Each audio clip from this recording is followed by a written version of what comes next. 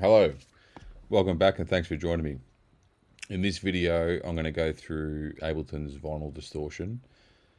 I used to use it very early on when I didn't know what the fuck I was doing. I would just throw it on because it said distortion in there. And it worked great for certain things, but I stopped using it for years. No particular reason, I just forgot about it and started using other things. But I wanted to make this video today because I've been using it again recently on groups of percussive sounds. I've been using it in my production file, but recently I found I was using it also in my mixing project for one of my tracks because I was sort of trying to get some more texture out of the percussion, and there's a million ways you can do that. And I don't know why, the vinyl distortion just came to me, so I thought, fuck it, I'll give it a crack. And it worked out great. So I'm going to sort of set up and try and emulate the project that I had going recently, but it's more so just to highlight how I was using it. Now, how I'm about to use it, it can be used part of the production process, but I was using it more as a creative mixing hack or tool, whatever you want to call it. So check it out and let me know what you think of it. So I'll just set up some percussive stuff. I've just got a kick groove going. Nothing major, just some samples slapped together. So percussive sounds, and how I was using it, I'll try and emulate like a little group, right? So fuck it, let's go longer. Let's do something like this. So let's say, because I don't always like to take the whole loop. I'd rather take or chop out of it what I want.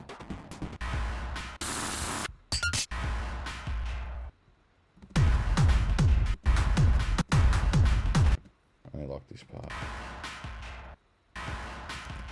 Let's fuck that off.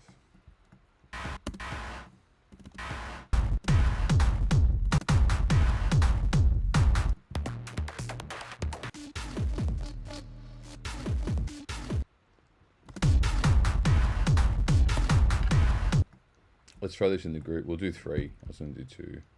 Let's try 3 and we'll see how we go. So, percussive bass. So let's say I had like a... Normally when I group in mixing or even production, I'll have a hat group and then like a percussion group. And all my hats, because I normally have open, closed, and fast, whatever you want to call it, in the hat group, I started doing it separate out of my percussion group. I'll sort of keep... I mean... Depending on the project and how much I've got in there, I'll keep like rides, claps, snares, toms and stuff in the percussion group. But lately, when I was finding more perc loop type stuff like this and then extracting parts out of it, I found I started creating a percussion group where I was putting sounds like this in there. And then I'd sort of tweak it individually as I was making my track. But then recently, I did it on the group when I was mixing down a forthcoming release of mine. And I'll show you why I liked it. So this is the group.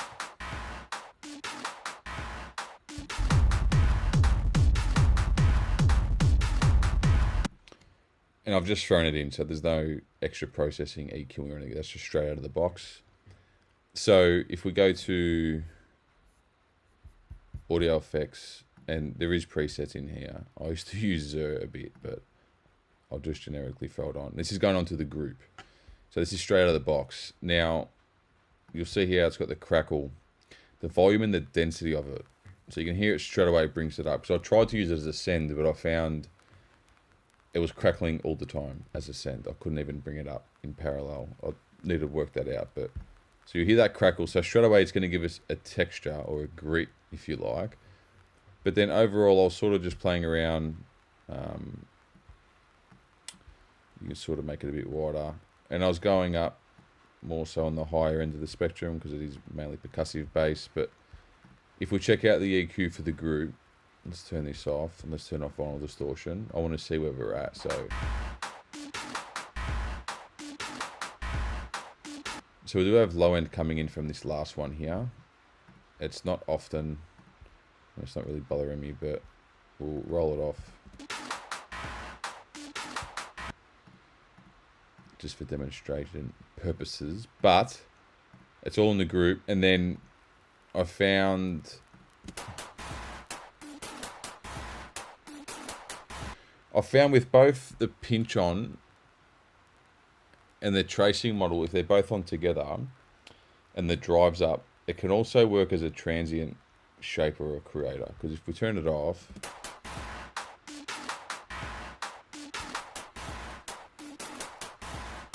that's probably coming up because we've got the EQ on the higher end here. So you can hear that snap come out of it as well. Obviously we've made it a bit louder, but it is snapping it more. But be cautious of your stereo field, because that's extremely problematic. So we'll bring down the density, the volume, the drive.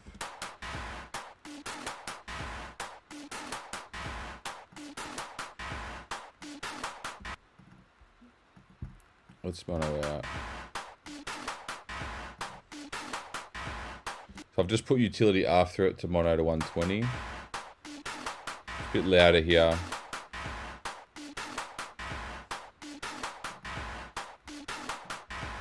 You could just, I'll do this quickly. That's why I've got it in linear phase. I want to go mid-side EQ. Let's put that after. Anyway, I'm not going to get it perfect, but be cautious of your stereo field. You don't want it exceeding the mono signal. I don't anyway. So that has how I've been using it. So let's have a listen.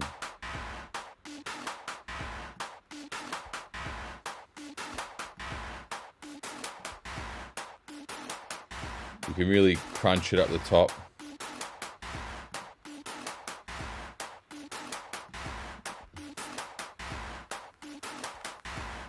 You hear the crackle full blast. It really gives that vinyl feel.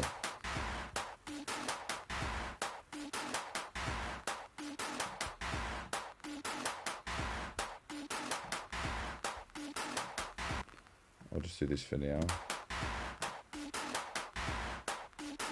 I'd work on that properly though.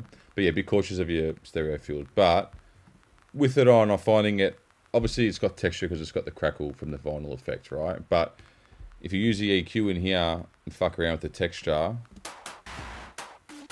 I'm finding it can really snap out stuff as well. And because I'm doing it on the group, it's globally bringing those things out. You can obviously also do that individually. But I liked it on the group. When I did it in the mixing project, shut up. When I did it in the mixing project, I only had, I think, 3 channels. So that's why I decided to put it on the group, and it actually worked quite well. It really brought out texture. You can also do it with erosion, to be honest. It's a very similar styled bass effect, but erosion, vinyl distortion, I found that's a good way within Ableton, without using third-party stuff, to get that sort of grit and texture out of percussive sound, but then, you know, you can use it on anything. So let's have a listen.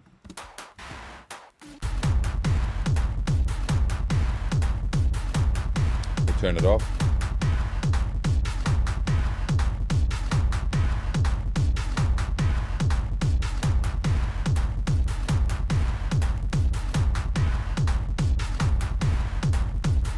And you can play with the EQ here. Vinyl Distortion is good. You can also do it in mono, and it's got a soft and hard setting too.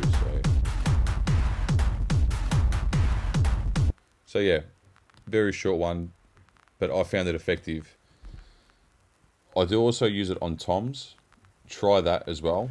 909 toms is great, and try it individually to see how aggressive it is. But I found for a small group percussive sounds, it could really snap certain elements out if that's what you're looking for. And obviously with the crackle and the density of that, you get that vinyl texture that we hear now in the background whispering. So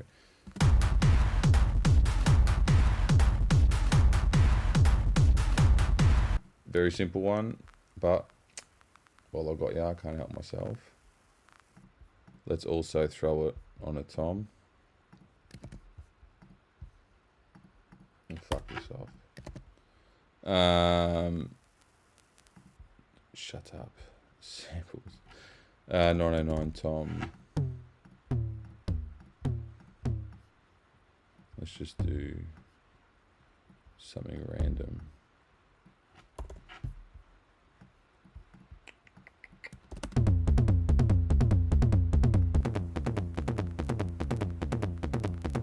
So I can thin it out too. Obviously I've got the EQ on there now though.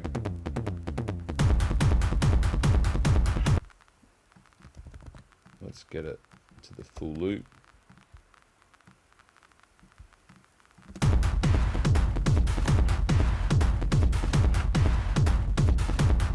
Let's consolidate it.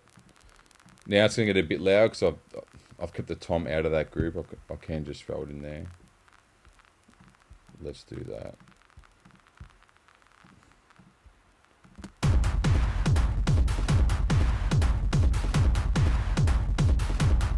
I liked it better out, but while I had you, I thought I'd quickly show that.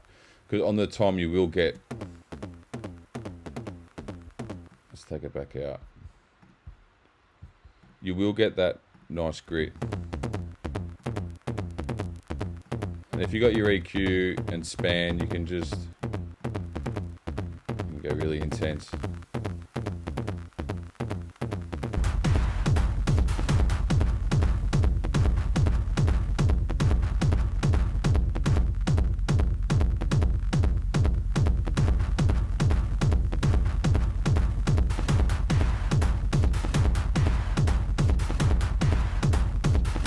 Anyway, shitty little loop.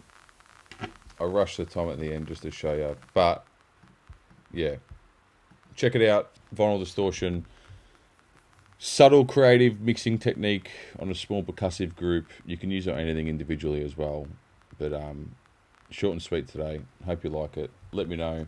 Hit subscribe and like. More weekly shit coming. Arrivederci.